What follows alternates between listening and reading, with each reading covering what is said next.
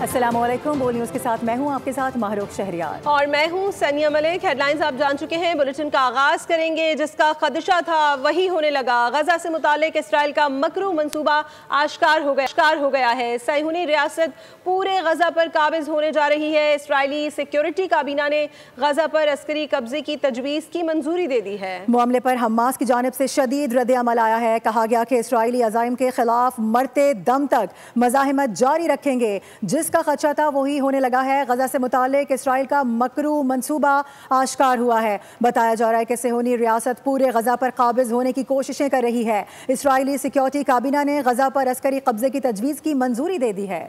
गजा पर मुकम्मल कब्जे को तैयार है इसराइल। नेतन्याहू ने मकरूह इरादे अमरीकी मीडिया को बताए। इंटरव्यू में कहा कि अपनी सलामती के लिए पूरे गजा का कंट्रोल संभालना चाहते हैं। कहा गजा पर हुक्मरानी नहीं चाहते और गजा को सिविलियन हुकूमत के हवाले करेंगे।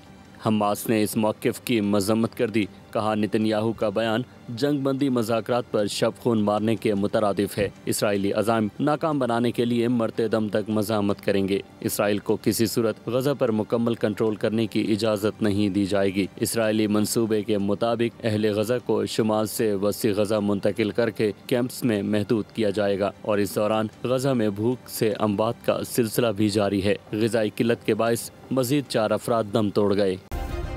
सब्सक्राइब करें और बेल दबाएं ताकि कोई खबर रह न जाए।